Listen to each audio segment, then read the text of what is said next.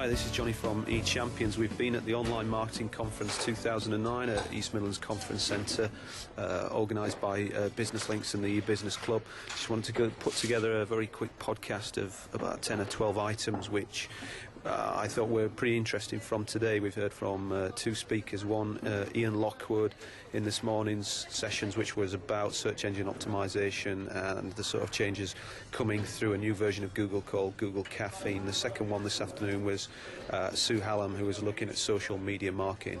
Both of them absolutely superb, and if you can catch any of their speaking sessions, I'd sort of thoroughly recommend it. We're going to be speaking to both of them about them, possibly speaking for us in the new year in eChampions.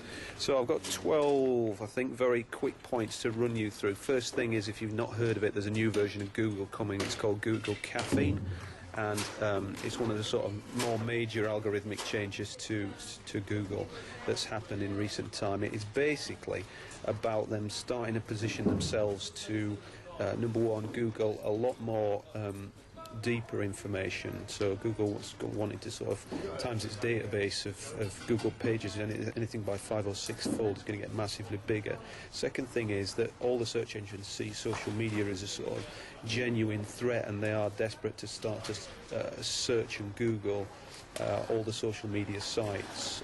And as an example, Google is looking to do real-time Google search into Twitter. So if you Google for something, it will look for all the Twitter streams in the last sort of 10 minutes and try and put together some results based on Twitter inclusion, social media, Facebook, etc., etc.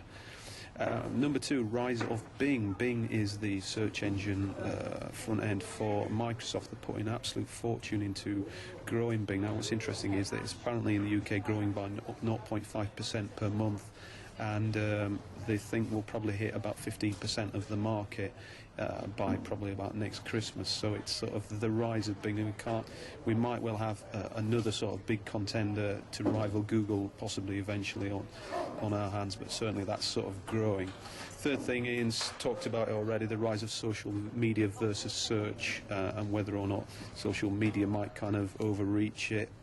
We've been looking at that since about 2006, and quite a few articles sort of suggesting that that's actually, starting to happen now. So big threat to the search engines, possibly, in that they're principally the decision-making point for most things now. 30-odd billion searches a month going on in Google, but actually, might we use our social media contacts as the primary way of deciding things in the future? Fourth is Google Local. It's a nice, easy way to potentially sit on page 1 of Google. If you're struggling to get in there, you can go to Google Local Base and create yourself an account and potentially sit very quickly on the first page of Google. Leading on from that, number 5 would be the mixed media approach that Google's taking, particularly in Caffeine. The stats are only 20% of the space on Google Caffeine's screen is going to be dedicated to what we call traditional organic links.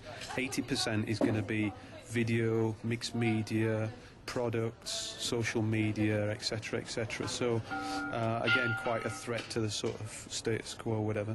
Number 6 would be lots of new Google features to have a look at, and if you look at some of them, we'll put them on the website, you're looking at a likely sort of new face of search. For example, Google's Wonder Wheel, which is a sort of graphical way of trying to explain the relationships between images and sort of concepts and different searchable subjects. So it's trying to kind of suggest where you should go in a search, I suppose. Number 7 would be a website called Bingle. Bingle.com, very interesting one. Basically, you've got Google and you've got Bing. Well, somebody's created a Bingle which gives you 2 views, or simultaneously, one of the Bing website and half of the screen is the Google website, and for the same results it shows you the differences and compares the two. So quite an interesting little tool. 8 would be Sue Hallam and Ian. We've already talked about them, and definitely catching up and seeing if you can get in any more of their events. 9 would be, I suppose, how the average knowledge has massively improved since we came to this show about 2 years ago. But I would say the average person, who was here today wasn't necessarily techie. They were sort of super users, business owners, whatever you want to call them, and we're able to take and already understood a lot more concepts and higher level concepts than 2 years ago. So definitely the people are improving the game in this field. Number 10 would be Sue's advice over and practical tips on separating out your personal from your professional life on Facebook and practical ways that you could do that. Speak to us about that.